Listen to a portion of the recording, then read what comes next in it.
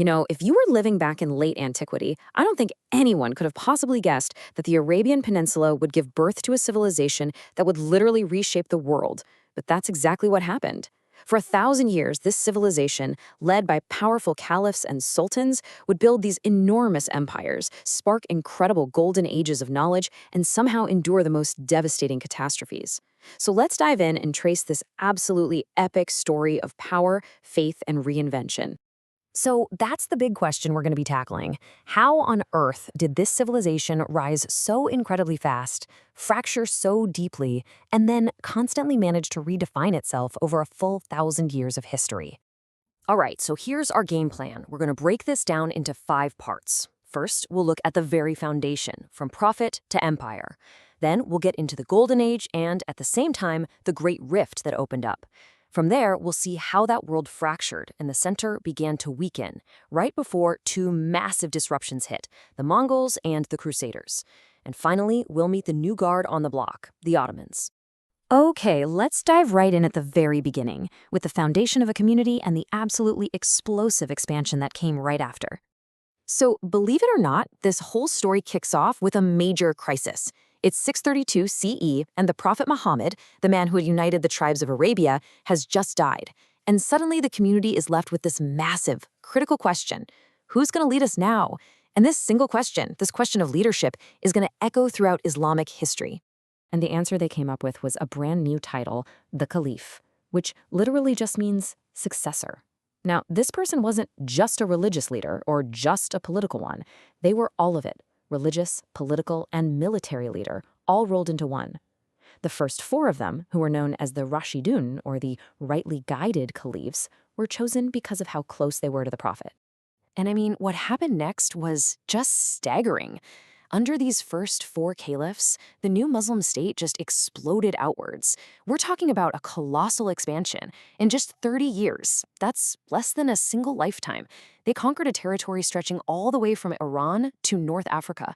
They completely toppled the massive Persian Sasanian Empire and took huge chunks of territory from the Byzantines. It was unbelievable. So this brand new empire quickly enters what we now call a golden age. But here's the twist. At the exact same time, a deep, lasting crack was forming right at the heart of it all. Okay, so this really gets to the core of that split, and it all started as a political disagreement. Basically, one group, who would later be known as the Shia, believed that leadership had to stay within the Prophet's family, specifically with his cousin and son-in-law Ali. On the other side, you had the group that became the Sunnis. They argued, no, the leader should be chosen from the best of the community.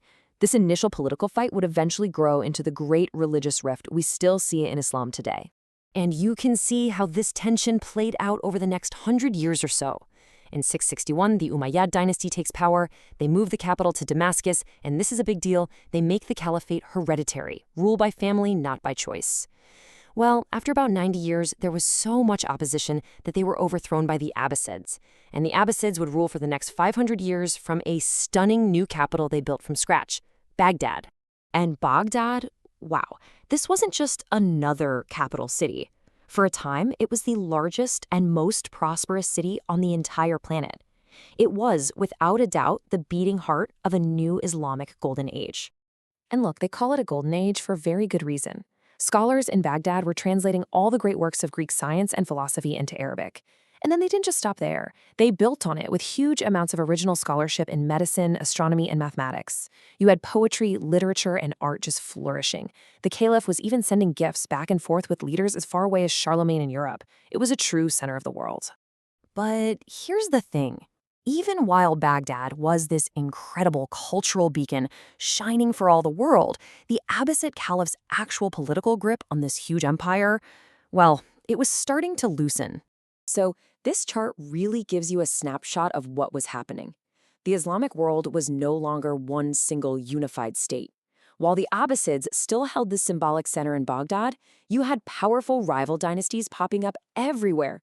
There was a remnant of the old Umayyads ruling from Spain. The Shia Fatimids set up their own rival caliphate in Egypt, and powerful Persian dynasties were controlling things in the east. Now, you could see this as a political weakness, for sure, but it also created these amazing distinct cultural centers from Cordoba to Cairo. Right, so here's the key takeaway from this period. By By the 10th century, the Abbasid Caliph in Baghdad was often more of a symbolic religious leader, kind of like the Pope. But the real military and political power, that was in the hands of others, like the Persian Umayyad family, who actually took control of Baghdad itself. Okay, so you've got this fractured world, and right into the middle of it come two massive external forces that are going to change everything: invaders from the steppes of the east and crusaders from the west. First up, the Seljuk Turks. These were nomadic warriors from Central Asia. They convert to Sunni Islam, and then they march on Baghdad and kick out the Shia Buwayhids who were in control. And their leader takes on this new title, Sultan, which literally means authority. And this is a huge shift, you guys. The Caliph is still the symbolic religious head, but the Sultan now has the real worldly military power. He's effectively ruling for the Caliph, protecting him while also becoming the new champion of Sunni Islam. So at pretty much the exact same time, a totally different challenge shows up from the West. In 1095, European crusaders land in the Middle East. They manage to capture Jerusalem, and they carve out their own kingdoms along the coast that would last for the next 200 years. This kicked off centuries of conflict, but also coexistence, and gave rise to famous leaders like Saladin, who would eventually push them back. But you know, for all the ink spilled on the Crusades, they were really nothing compared to the storm that was gathering out on the far eastern horizon. A far, far greater threat was on its way. The Mongols? I mean, just look at this number. Under Genghis Khan and his descendants, they created the largest continuous land empire in all of human history, covering a staggering 22% of the Earth's entire land area. To the people at the time, they seemed absolutely invincible and terrifyingly merciless.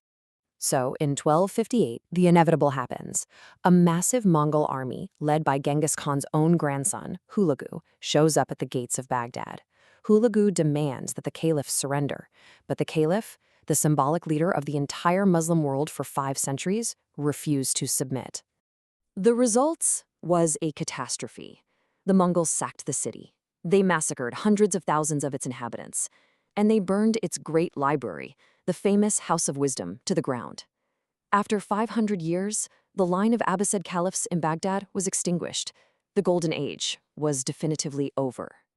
But as always in history, out of the absolute ashes of this destruction, a new order was about to rise, and new powers would emerge to take the lead. Just 2 years after Baghdad falls, something nobody expected happens.